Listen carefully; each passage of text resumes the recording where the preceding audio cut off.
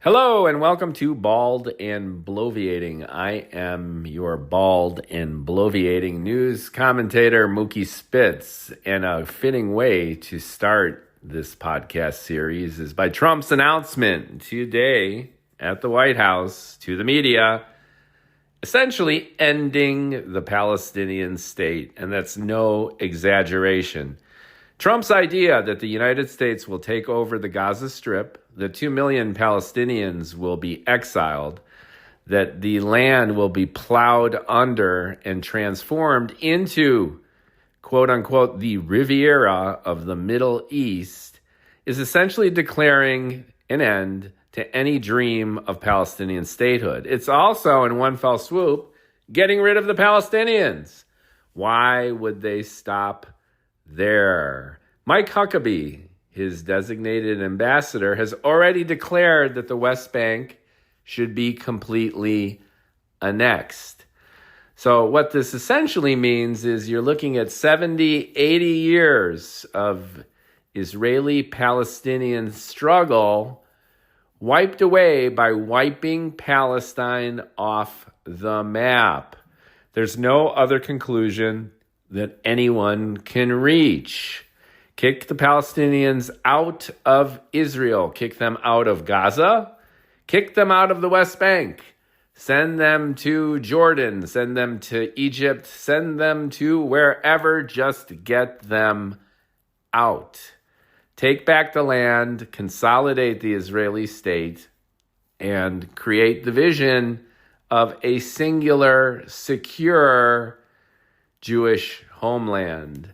That sounds crass, but take an honest look at history and ask Israelis, talk to any Israeli. They are terrified of the prospect of a two-state solution. They've always been terrified of a two-state solution. Aside from what we could call the Haaretz Israeli, the left-wing, humanist, progressive wing of the Israeli political parties, most Israelis have not wanted a two-state solution. They don't want it because of the security threat. Israel is about the size of New Jersey. The Jewish Arab population is about the same. If you give the Palestinians statehood, even divided statehood between Gaza and the West Bank, they will get an army. They will have formal military capability. No more digging tunnels, no more rockets, no more asymmetrical warfare. Straight up military existential threat. So no way. The Israelis have been dancing around this because the United States, much of the world, has been defending the Palestinians, defending their right for statehood, and demanding that the two parties head toward this kind of solution. But I personally think that it's been an illusion.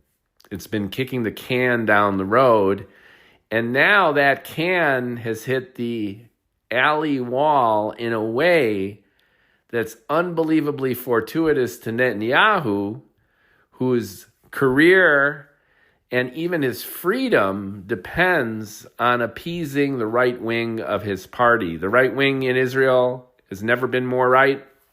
You've got extremists who are demanding pretty much what Trump has offered them today on a silver platter.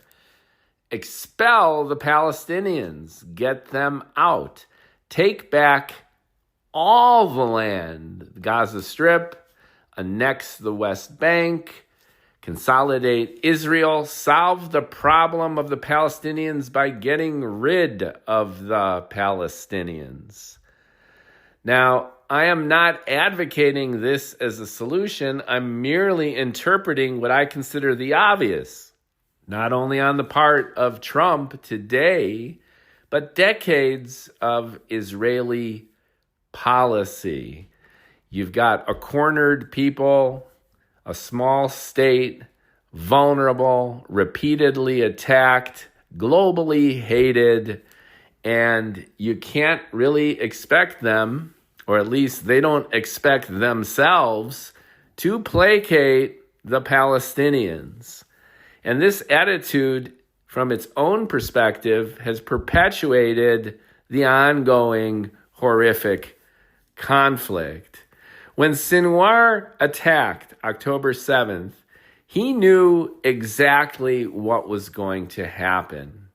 His intent, attacking, killing, decimating, doing all the heinous things that the Palestinians did at the kibbutzim, along the border, was a deliberate attempt not to poke the bear of the IDF, but to trigger the lion to not only roar, but to rage. And that's exactly what happened. You've got tens of thousands of Palestinians dead. To Trump's point, most of Gaza is leveled. And Sinwar, even though he was killed, got what he wanted, which is an Israeli typical 100x, 1000x reaction to being violated.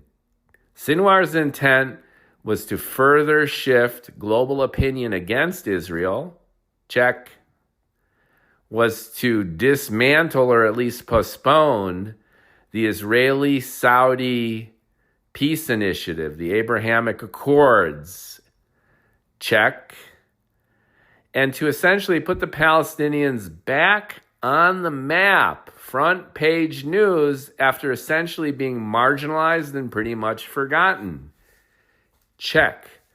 But I don't think in his wildest dreams he would have anticipated Trump's resurgence, let alone Trump standing there at the podium, essentially declaring that the Palestinians should be exiled out of Gaza, that the Israelis should take all the land with the blessing and oversight of the United States.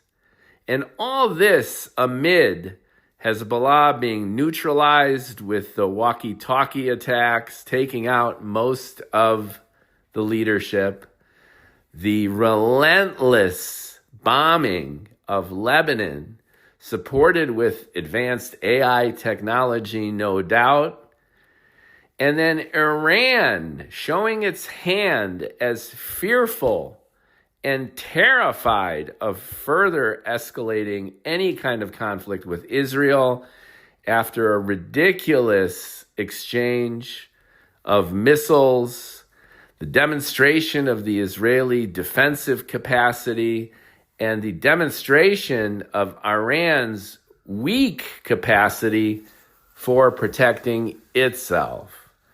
So what you have now is Israel more powerful militarily now than ever in its history. You have Israel allied with a completely sympathetic supporter. Trump is unilaterally, unconditionally, unequivocally pro-Israeli. Sorry, Muslims in Michigan who flipped from Biden to Trump as a statement that Biden had compromised their goals during this horrific Gaza conflict.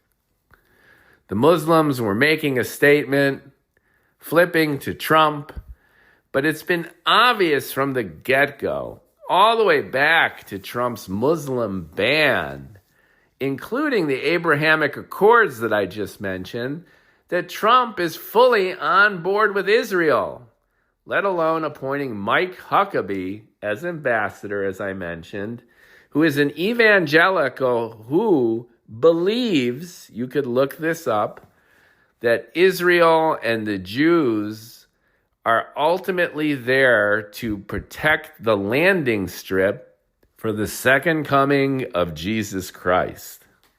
So when you add all of this up,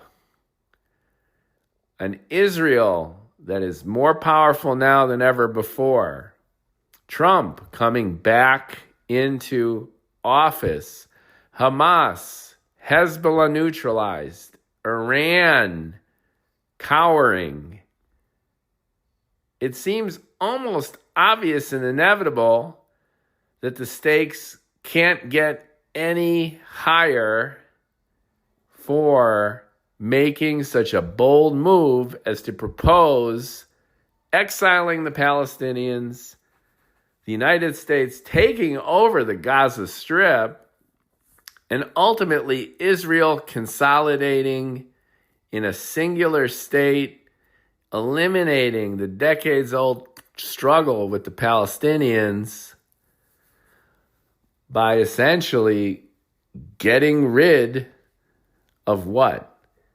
Half the Israeli population. Trump's already talked about mass deportation in the United States with all of its economic and humanitarian absurdity. So now he's proposing mass deportations in Israel. Again, I am not saying that this is good or bad. I have my own opinion, but I'm interpreting what's being said and done in a way that to me seems obvious. The next question, though, at least the answer of it is much less obvious, which is what happens next? Hamas has already declared bloody outrage, of course. But how is this going to shake out? So to be continued. Thanks for listening. Leave your comments. And let's see the next piece of news.